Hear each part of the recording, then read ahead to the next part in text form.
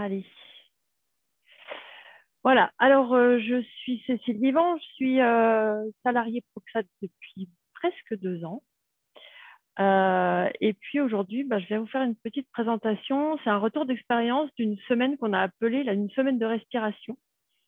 C'est une semaine où on a arrêté entre 2 sprints. On a arrêté le sprint. Enfin, voilà. Quand le sprint est terminé, on n'a pas recommencé le nouveau sprint tout de suite. Donc, je vais vous expliquer pourquoi on a décidé de faire cette pause d'une semaine, comment on l'a préparée, comment elle s'est déroulée, et puis les bénéfices qu'on a pu en tirer tous ensemble. Voilà. Alors, pour refaire un peu de contexte, je fais partie d'une grosse équipe Scrum. Alors, c'est déjà des gens qui vont réagir à la taille de l'équipe.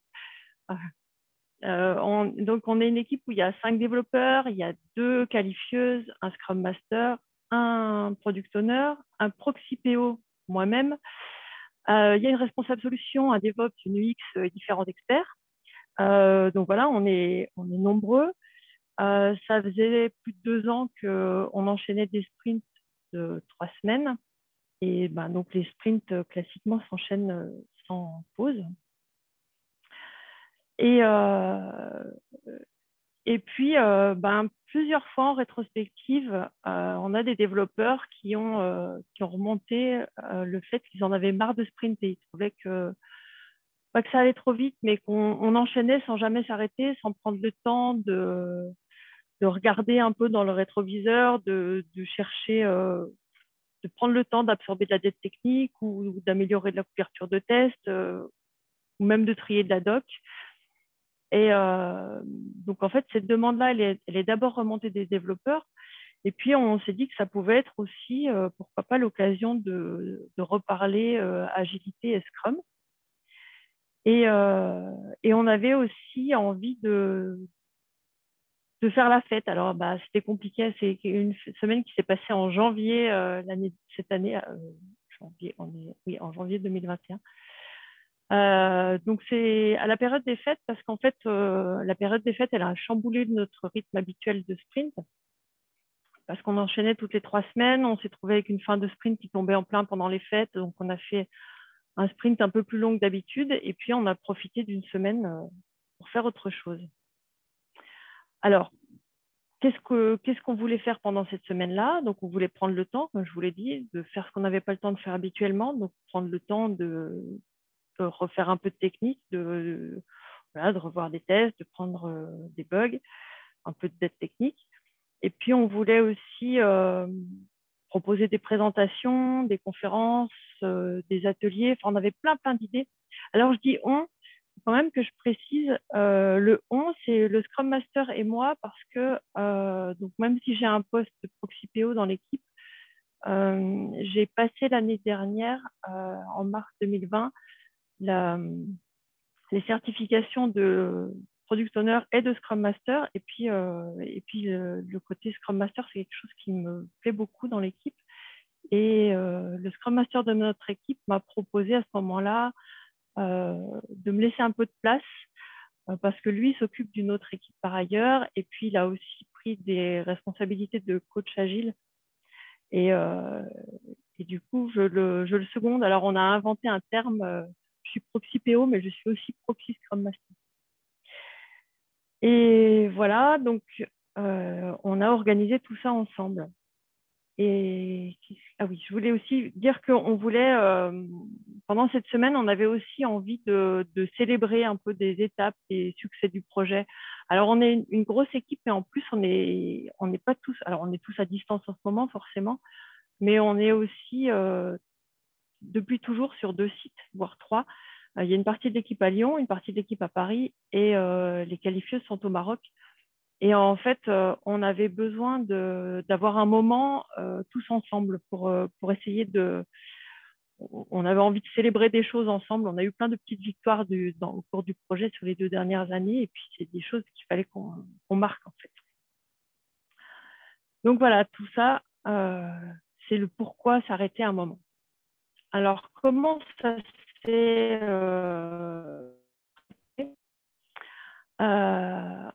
on avait une volonté principale, c'était d'abord on voulait vraiment impliquer toute l'équipe. On voulait que tout le monde dise un peu ce qu'il avait envie de voir ou de faire pendant cette semaine.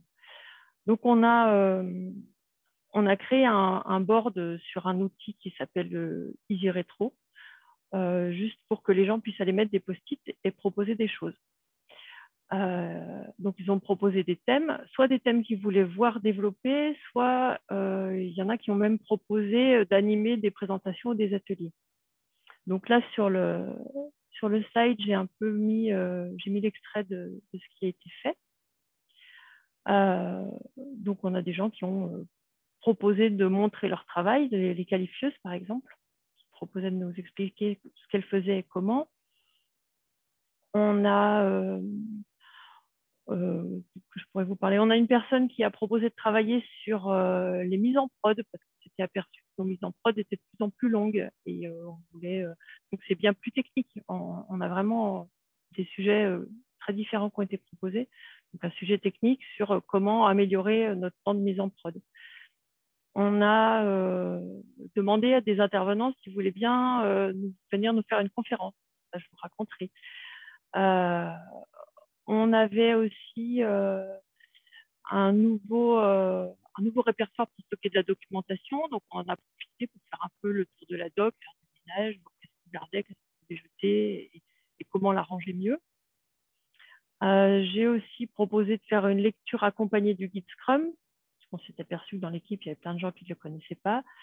Voilà. Donc, pendant, je ne sais pas, une semaine ou 15 jours, les gens ont proposé des sujets sur ce board et ensuite, chacun a voté pour savoir lesquels on gardait et ce qu'on ne gardait pas. Au final, on a presque tout gardé. Vous n'hésitez pas à me poser des questions et Anthony, tu peux Justement, m'interrompre aussi. ouais, justement, on a une question de Vincent qui demande en amont comment tu as réussi à convaincre un client ou un manager Ah, de l'intérêt de faire arrêter une équipe. Est-ce que ça a été facile, du coup, cette question est... eh ben, on n'a pas cherché à convaincre personne, en fait. C'est l'équipe qui a décidé toute seule de faire cette pause. Alors, la seule personne qu'il a fallu un petit peu convaincre, je dirais que c'est le product owner qui a fallu, enfin, qui s'est dit, ben mince, pendant une semaine, on va rien produire. Et bon, il a un petit peu fallu argumenter, mais finalement, bah, ça s'est bien passé. Et sponsor et manager, on leur a même pas demandé leur avis, en fait. On a vécu notre semaine comme on avait envie, avec la participation de tout le monde. Et on leur a fait un bilan à la fin. Ça, je vous en reparlerai tout à la fin. Et vous verrez, on a un super manager. D'accord. Donc voilà, alors la préparation, bah, une fois qu'on avait tous ces sujets, il fallait gérer l'agenda. Donc sur la semaine, on a commencé par supprimer les rituels Scrum habituels et les réunions récurrentes. Donc on a enlevé tous les délits, on a essayé, puisque en plus des rituels Scrum, on a dans nos agendas, on a des réunions récurrentes vu qu'on est nombreux, on fait des points de synchronisation entre différents acteurs de manière hebdomadaire. Donc, ces réunions-là, on les a enlevées. Et puis, on a réservé 2 heures chaque matin dans les calendriers Outlook de toute l'équipe, sans savoir au départ ce qu'on allait y mettre, mais on a bloqué ces 2 heures tous les matins. Et puis ensuite, avec le board numérique qu'on avait et les sujets qui avaient été proposés, on a fait des invitations pour ces 2 heures réservées chaque matin. Et surtout, ce qui est important pour moi, c'est qu'on a invité. On n'a pas convoqué. On a proposé à chacun ses ateliers, ses conférences, mais l'important, c'était que chacun se sente libre de venir ou de ne pas venir. On comprend tout à fait qu'il y a des sujets qui n'intéressent pas les gens. Enfin, voilà, se poser à 15 personnes autour d'une table pour voir comment améliorer la mise en prod, ça n'intéresse pas forcément tout le monde. Donc ça, vraiment, l'important, c'était que chacun se sente libre de venir ou pas. Et puis, ce qui est important, ce dont j'ai déjà parlé, on voulait surtout ne pas oublier de fêter et de célébrer les choses qu'on avait à célébrer. Donc, entre les succès du projet, des mises en prod réussies, des ouvertures d'offres, des naissances dans l'équipe. Voilà, on avait plein de choses à célébrer. Alors, sur la semaine, donc, comme notre semaine de respiration a commencé le vendredi. Donc, voilà le planning qu'on a monté. Les lignes qui apparaissent en couleur, c'est celles que je vais vous détailler un petit peu plus dans la suite de la présentation. Donc, le vendredi, on a fait une rétrospective. En fait, on a dans l'équipe, on fonctionne. On a une partie exploration dans le projet qui vise à… C'est tout ce qui est étude amont, avant le passage en réalisation. Donc, il y a toute une partie de l'équipe qui travaille sur cette exploration. Donc, on a fait une rétrospective de cette partie-là avec les acteurs de l'exploration. Et le vendredi, on a fait un apéro festif et un quiz en ligne. On a bien rigolé. Le Scrum Master avait préparé des chouettes questions sur les événements de l'année passée.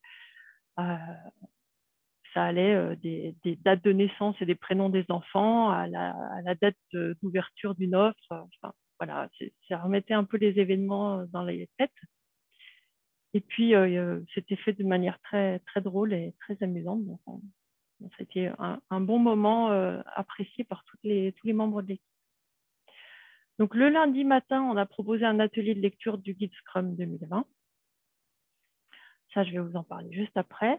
L'après-midi, il y a une personne qui a proposé un atelier donc, de rangement, tri et nettoyage de la documentation du projet. Le mardi matin, on a 2 intervenants qui sont venus nous faire une conférence sur les croyances limitantes, dont je vous parlerai juste après aussi. Donc l'après-midi, le fameux atelier sur l'amélioration du déroulé des mises en prod. Donc ça, essentiellement avec les devs, les qualifs et le DevOps. Le mercredi, les qualifieuses nous ont présenté leur travail. Donc, qu'est-ce qu'elles font une fois que les user stories sont développées et quelle est l'ampleur du travail qu'elles font derrière. Et ensuite, le jeudi, on a fait un atelier sur la qualité logicielle, dont je vous parlerai ensuite. Voilà. Est-ce qu'il y a des questions? Je vais passer sur un peu plus le détail de chaque atelier, de chaque présentation. S'il y a des questions sur la préparation. Non, actuellement, il n'y a pas de questions, en tout cas de la part du chat, sur la préparation. OK.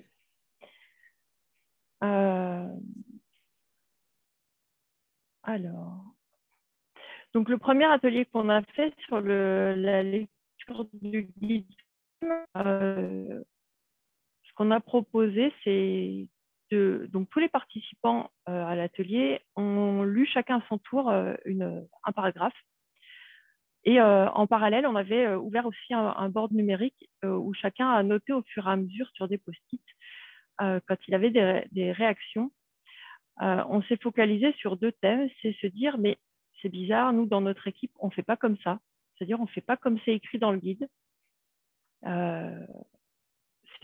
Voilà. Et puis, la deuxième question, c'est, ah bon, mais je ne pensais pas que c'était ça, Scrum.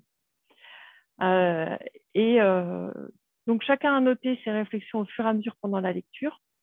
Et puis, à la fin de la lecture, on a regardé les différents post-it qui avaient été mis dans le board, on les a lus ensemble et on a voté sur les sujets à discuter. Et ensuite, on a fait une discussion format Lean Coffee, c'est-à-dire qu'on prend, je ne sais plus, c'est 5 ou 7 minutes, enfin, bon, c'est selon le temps qui nous reste en fait, par sujet à discuter. Et on se tient vraiment au temps qui a été défini. Et donc, dans cet atelier, on était 21 participants quand même. Et ce qui est intéressant, c'est que sur les 21, il n'y en avait même pas la moitié qui avait déjà lu le guide. Donc, en fait, on s'est rendu compte qu'on était une équipe qui travaille le plus possible en respectant le guide Scrum, mais finalement, il y en a beaucoup qui ne le connaissaient pas. Et donc, les questions qui ont été abordées, on a abordé une question sur la taille de l'équipe. il y en a peut-être déjà qui ont réagi en se disant que notre équipe était grosse. Ben, on s'est posé la même question. On s'est demandé si on n'était pas trop nombreux.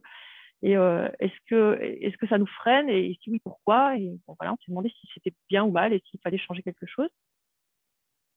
On a parlé de la sprint review où on s'est dit que dans notre équipe, la sprint review, c'était beaucoup une simple démo. Enfin, simple, c'est un peu court comme mot.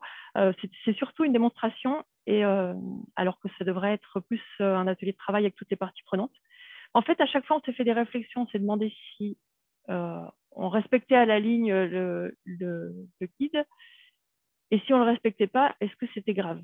Est-ce que notre travail empathie, est-ce que vraiment il fallait changer quelque chose? Alors, on s'est dit que notre review, c'était plus une démo. Ouais, mais en même temps, ça nous convient. Donc, voilà. On a parlé aussi du sprint planning. Et parce que dans le guide Scrum, on dit qu'on peut inviter des parties prenantes au sprint planning. On s'est demandé si ça valait le coup d'inviter des parties prenantes et qu'est-ce que ça nous apporterait. On s'est demandé aussi comment on pouvait essayer de mieux travailler l'objectif de sprint tous ensemble.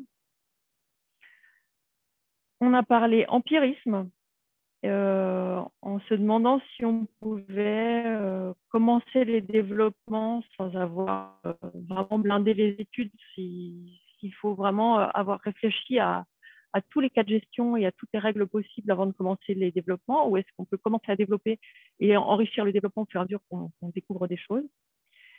Et on s'est aussi demandé comment on pouvait faire accepter aux utilisateurs qu'on va peut-être d'abord dégrader le fonctionnement dont ils ont l'habitude avant de l'améliorer. Et puis enfin, on a parlé objectifs produits en se demandant si on pouvait avoir plusieurs objectifs. Et puis, on a débouché sur comment travailler mieux la priorisation. À la suite de ça, on a fait un rôti. Donc, on a demandé aux gens de donner une note entre 1 et 3. Non, je ne sais plus combien c'est. Entre 1 et 5. On a 3 personnes sur donc les 21 personnes qui étaient présentes qui ont mis 3. Donc, c'était la moins bonne note qu'on ait eue. Parce qu'en fait, on a pris 2 heures pour parler du guide Scrum et certains ont trouvé que 2 heures, c'était trop long. Et puis, un autre qui a trouvé qui ne se sentait pas tellement concerné parce que c'est un architecte fonctionnel qui travaille très en amont et qui n'est pas vraiment concerné par le fonctionnement de l'équipe. En fait, le premier enseignement, c'est se dire qu'un atelier de 2 heures, c'est long. Pour beaucoup de gens, c'est un peu beaucoup. Voilà pour le premier atelier dont je voulais vous parler. Ensuite, on a donc cette conférence. On a donc 2 personnes qui sont venues nous parler des croyances limitantes. Alors, les croyances limitantes, c'est la petite voix qui nous limite, qui va toujours nous dire au fond de soi, je suis nulle ou je ne suis pas capable de faire. Toutes ces expressions à base de toujours ou de jamais, ou quand on fait des grandes généralités qu'on va ériger en vérité, on a toujours fait comme ça, ou on n'a pas le choix, il faut le faire comme ça. C'est des choses qu'on entend souvent dans les projets. Donc, les croyances limitantes, elles peuvent nous toucher aussi bien au niveau personnel que professionnel. Personnel, il y a 1 an, quand j'ai fait mon premier meet-up Proxy Monday, je ne pensais pas que j'étais capable de le faire. Et puis là, je reviens, c'est la 3e fois. Et voilà, c'est des choses qu'on s'entend dire et en fait, c'est vraiment des croyances. Et donc, nos intervenants nous ont expliqué que c'était possible de s'en débarrasser, mais il y a beaucoup de travail quand même pour s'en débarrasser. Et puis, c'est de manière incrémentale et itérative. Tiens, c'est bizarre, ça aussi.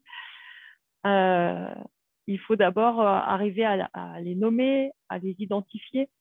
En fait, l'idée, c'est de les mettre en lumière pour les affaiblir. Et puis, essayer de trouver dans sa propre expérience des contre-exemples précis.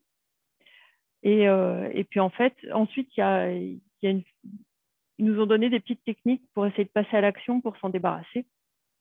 Mais en fait, c'est quelque chose contre laquelle il faut lutter souvent et longtemps, parce qu'on a un cerveau qui a tendance à y revenir très vite. c'est un automatisme. Et donc, à la fin de la conférence, donc le slide que je vous montre là, c'est notre Scrum Master qui a fait le sketchnoting pendant la conférence. Et donc, en équipe, ensuite, on peut poser des questions et on s'est demandé si ces croyances limitantes, elles étaient essentiellement individuelles ou s'il pouvait y avoir des croyances limitantes collectives et comment essayer de les déconstruire de manière collective. On s'aperçoit que ça existe dans une équipe, mais que si on veut essayer de les déconstruire, il faut être très, très vigilant à ne pas dévier sur les croyances limitantes individuelles, parce qu'après, on arrive sur le terrain de la sécurité psychologique dans l'équipe, et ça peut être très, très délicat. Et à partir du moment où on touche des choses très personnelles dans une équipe, ça peut générer du mal-être ou du mal à l'aise de certaines personnes. Voilà. Alors justement, moi j'ai une question. Comment, Cécile, tu as pu réussir à identifier cette limite entre les croyances limitantes et les croyances personnelles? Moi, identifier ma croyance limitante de je ne suis pas capable de faire un proxy Monday. Non, non du tout. Non, celle de l'équipe.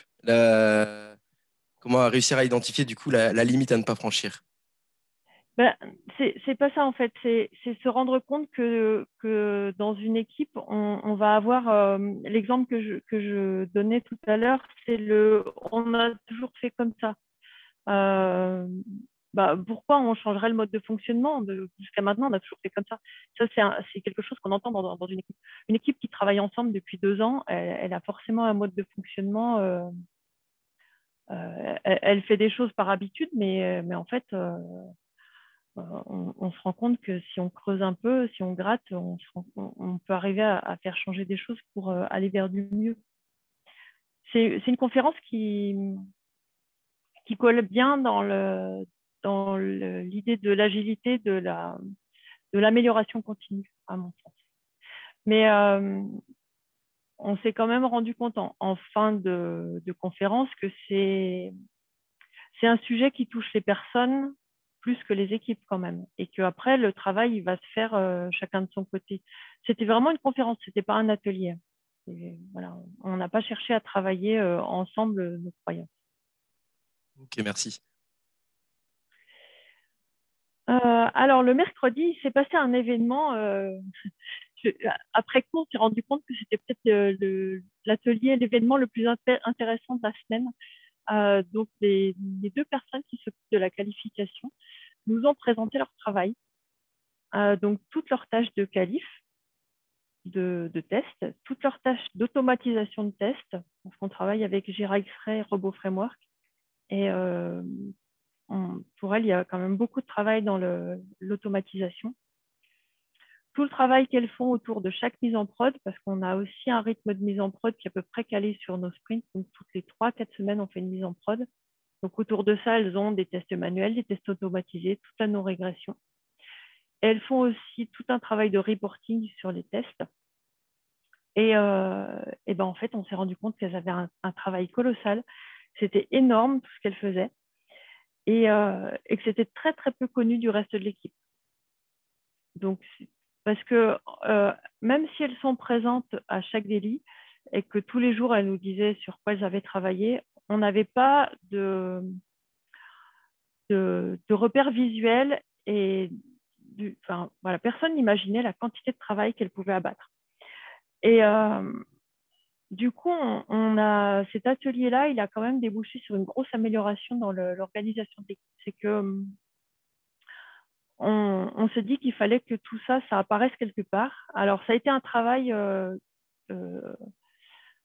pendant la semaine. Donc, on a eu cette présentation, mais tout le travail d'amélioration de la visualisation de leur travail, ça s'est fait au long cours. Je dirais que ça fait que quelques semaines qu'on a vraiment trouvé un moyen de fonctionner qui met en valeur leur boulot. On a en particulier retravaillé sur la definition of done,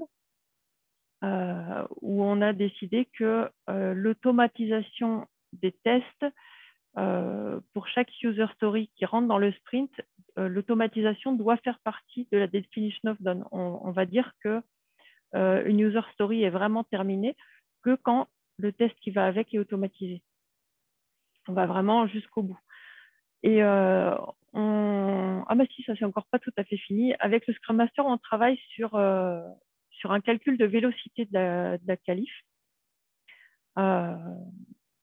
pour essayer de... Donc, sur chaque user story, on fait un chiffrage de développement. Donc, les développeurs font un chiffrage en story point basé sur la suite de Fibonacci. Et maintenant, on demande aux qualifieuses de faire aussi un chiffrage du travail de test qu'il y aura avec. Et donc, ça nous permet de voir à peu près sur chaque sprint quelle est la quantité de points qu'elles ont traités sur un sprint. Et puis, on va voir ce qu'on fait de ces données, mais voilà, ça, c'est encore un peu en cours. Et on travaille avec un Scrum Board où on déplace nos user stories, donc à faire en développant, en test. Et on a rajouté 2 colonnes à ce Scrum Board. On a rajouté une colonne à automatiser et une colonne automatisation OK. Donc, quand la user story arrive à automatisation OK, là, elle est terminée, mais pas avant. Alors qu'avant, on s'arrêtait à une livraison sur l'environnement d'intégration.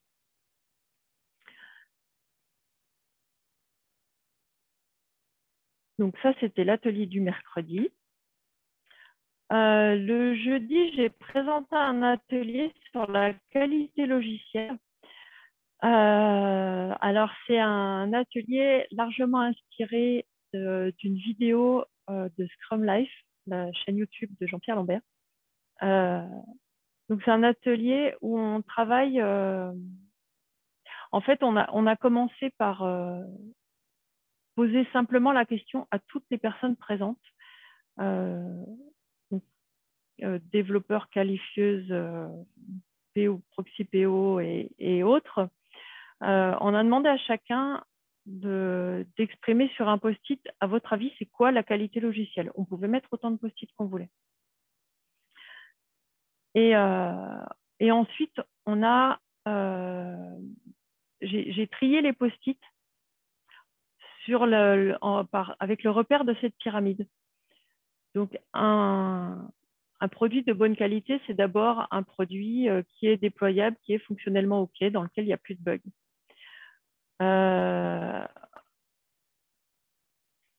Ensuite, le deuxième étage de la pyramide, c'est que ce produit, il va être performant, fiable, sécurisé, il va fonctionner quelle que soit la charge et ce qu'on va faire avec. Le troisième étage, c'est que c'est un produit qui est intuitif, ergonomique, qu'on va pouvoir aimer. Le quatrième étage, c'est que c'est un produit utile, qui sert à quelqu'un et à quelque chose. Et enfin, le dernier étage, c'est que c'est un produit prospère, qui est réussi, qui rapporte de l'argent. Et en fait, cette pyramide, on peut la rapprocher de la pyramide des besoins fondamentaux de Maslow. Je ne sais pas si tout le monde la connaît, qui parle des besoins humains ou qu'on peut classer comme ça en pyramide aussi, avec un premier étage qui concerne les besoins physiologiques, donc se nourrir, dormir, boire. Le deuxième étage qui parle des besoins de sécurité, donc avoir un toit et se sentir en sécurité là où on est. Le troisième étage qui est le besoin d'appartenance et d'amour. On a tous besoin de se sentir aimé ou de sentir qu'on appartient à un groupe. Le quatrième étage, donc les besoins d'estime de soi. On a besoin d'être soi-même fier de qui on est. Et le cinquième étage, c'est les besoins d'accomplissement. On a besoin de faire quelque chose de sa vie. Et en fait, on peut mettre les besoins fondamentaux humains et les différents étages de la qualité logicielle, on peut les mettre en parallèle. Et en fait, ça permet de s'apercevoir que la qualité logicielle, c'est un tout et que tout le monde, chacun à son niveau, a un rôle à jouer. Parce qu'en fait, les deux premiers niveaux vont concerner les développeurs et les qualifieurs. Ensuite, on va avoir plus le niveau qui correspond au design, UX et UI. Et au-dessus, on a plus le niveau product owner, analyste, analyste fonctionnelle, où on cherche l'utilité et à répondre à un besoin utilisateur. Et en fait, tout ça, c'était pour dire qu'un produit très bien développé et sans bug, mais qui répond à aucun besoin, c'est un produit qui ne sert à rien. Et puis qu'un produit utile, mais plein de bugs, ça ne sera pas un produit de qualité non plus. Et donc, en fait, pendant notre atelier, tout le monde a bien joué le jeu. On a réussi à remplir à peu près tous les étages de pyramide, sauf le dernier, parce qu'en fait, on est dans un contexte un peu spécial, c'est que le projet sur lequel je travaille vise à construire un produit qui n'est pas vendu. C'est un produit interne. Et du coup, le côté prospérité et réussite financière, c'est un niveau qu'on n'a pas. Et alors, de mon point de vue, c'est un atelier qui a été un tout petit peu décevant parce que on n'a pas eu de grosse surprise. Mais finalement, c'était rassurant puisqu'on était tous alignés sur la qualité logicielle. On s'est dit qu'on avait tous besoin les uns des autres. C'est un atelier qui permet de faire du lien au sein de l'équipe, de se rendre compte qu'on a tous besoin les uns des autres. Voilà pour le déroulement de différents ateliers, un peu plus en détail. Est-ce qu'il y a des questions? Non? Alors, non, on n'a pas de questions dans le chat qui sont apparues. Okay. L'équipe a perçu comment cet atelier? Sur la qualité? Oui. En fait, on a tous eu l'impression que ça se terminait en queue de poisson parce qu'on n'a rien appris. Mais c'est ce que je disais, finalement, c'est très rassurant qu'on n'ait rien appris. Parce qu'on avait conscience déjà qu'on avait besoin les uns des autres. Voilà, quand on se met côté fonctionnel, on a besoin de développeurs et de qualifieurs qui font du code fiable sans bug. Et les développeurs et qualifieurs ont besoin de gens qui sachent exprimer le besoin de l'utilisateur final et de travailler sur un produit qui sert à quelqu'un et à quelque chose. Donc, voilà, c'était un moment agréable, mais voilà, sans grosse surprise. Et tant mieux. D'accord. Alors, je vais passer sur ma dernière partie. Donc, à la suite, donc cette semaine, elle est quand même passée très, très vite. Et ensuite, on a pris un rythme de sprint normal. Et on a fait un sondage parce qu'on avait envie de savoir ce que tout le monde avait pu penser de cette semaine. Donc, on a envoyé le sondage à l'ensemble de l'équipe. On a eu 17 réponses. 15 personnes sur 17 ont déclaré qu'elles étaient très satisfaites ou satisfaites de la semaine. Tous ont pensé que ça avait été profitable et qu'ils avaient appris beaucoup de choses pendant la semaine, en particulier sur le travail de l'équipe de qualif.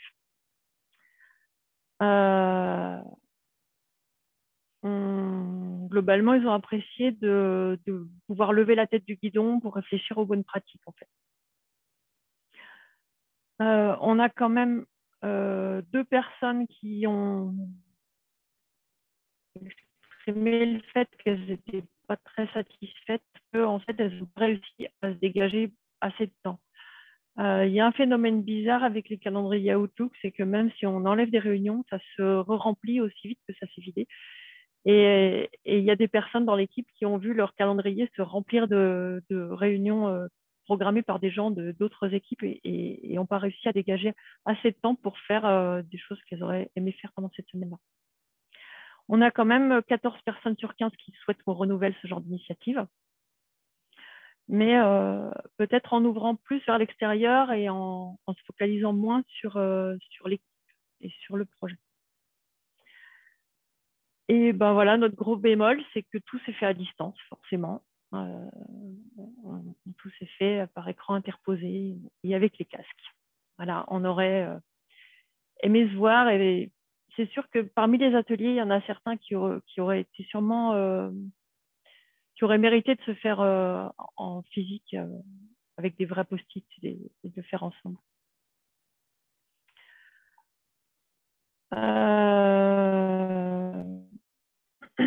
mon côté, pour moi, ça a été une super expérience.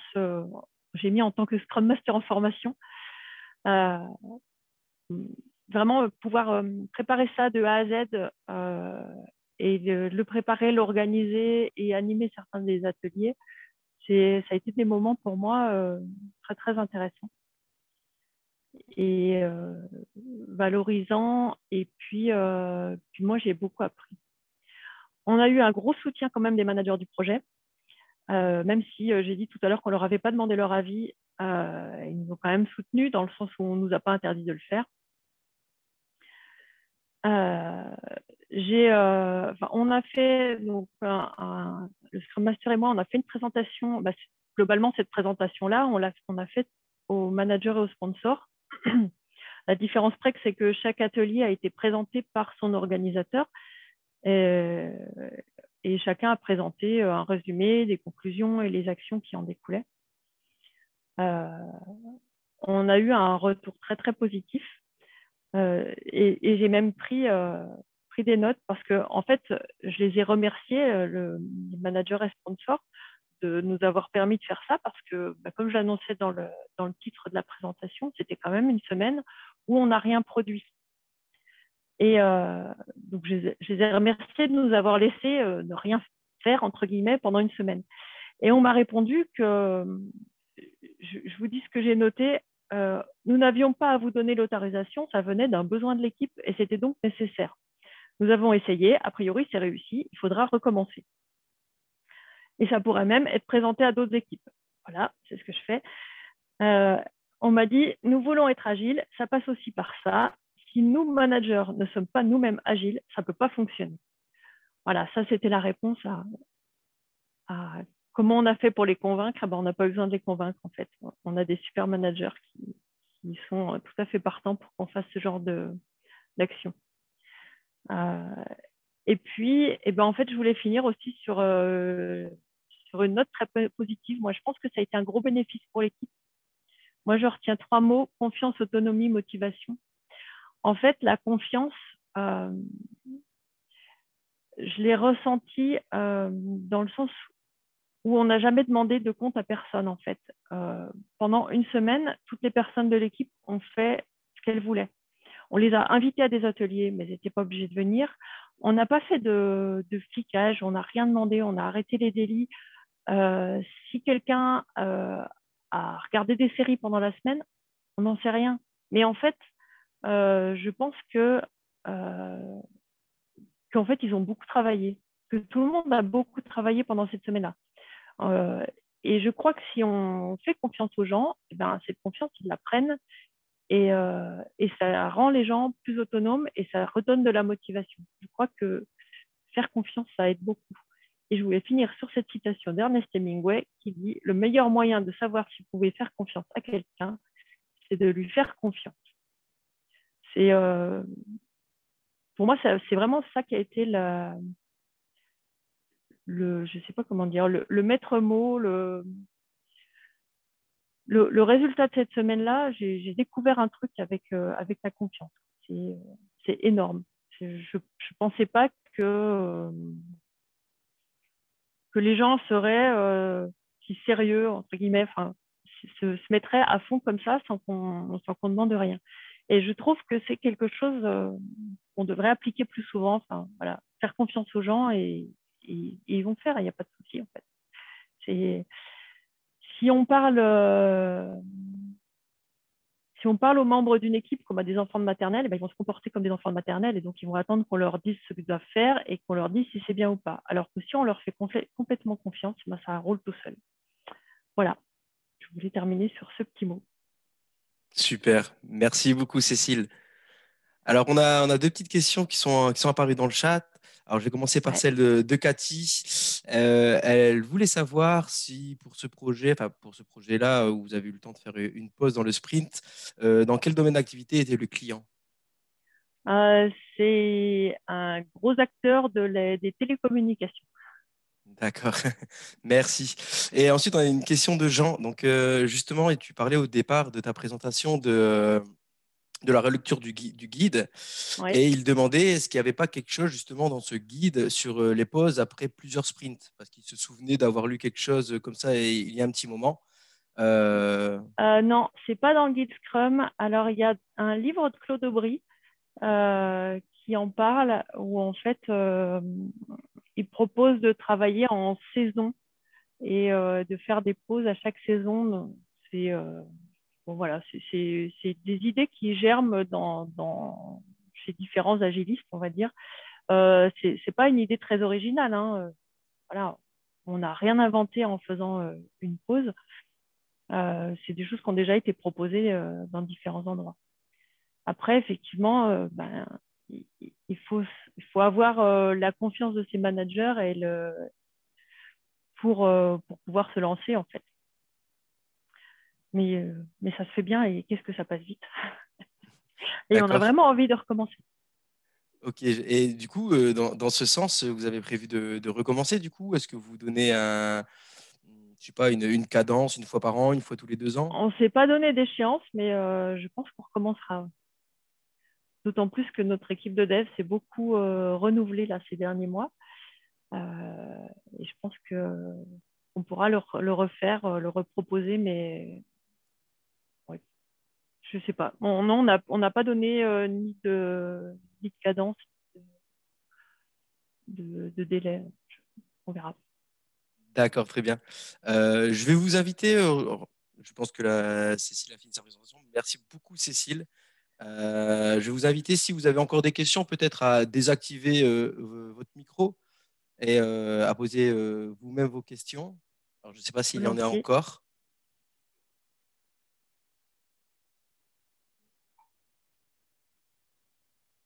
Non, aucun micro qui se désactive. Je pense que Cyril, mon Scrum Master, doit être là. Alors, je confirme, Sirimvo est bien là. S'il veut prendre la parole, s'il veut compléter ce que j'ai dit, il n'y a pas de problème. Plaisir. Cyril, non. Il n'a rien à dire. Parfait. Eh ben, on ne peut pas. Ah, je vais désactiver moi-même. Il Alors, faut que tu autorises, je crois, chacun de y avoir une fonction quelque part. voilà, c'est bon, j'ai réactivé. Ah, c'est bon là? Oui, on t'entend. Oui, Bonjour Cyril. Bonjour à on tous. t'entend, Cyril. Oui, donc effectivement, je suis le Scrum Master. Le.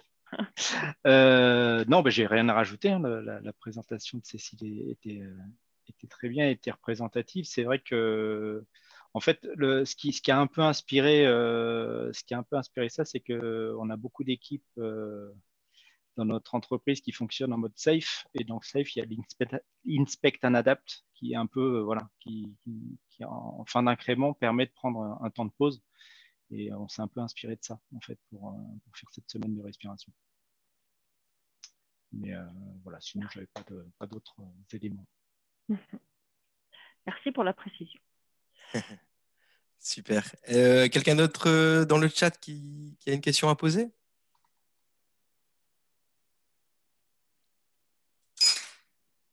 Bonsoir tout le monde. Bah, s'il n'y a pas de questions, moi j'ai pas une question, mais je voulais juste déjà te remercier, Anthony, d'avoir pris au pied levé la présentation de ce soir, parce que c'est le premier qui présentait, tu en es très bien tiré. Merci Super, beaucoup. merci. Merci aussi Cécile, hein, pour la qualité du contenu, mais même si on a l'habitude maintenant, c'était top. Voilà, et merci à tous ceux qui étaient là ce soir. Je vous souhaite à tous une bonne soirée. Bonne Merci soirée à beaucoup. tous. Bonne soirée. Et vous retrouvez ce Proxy Monday sur YouTube dès cette semaine en replay sur la chaîne de Proxiade.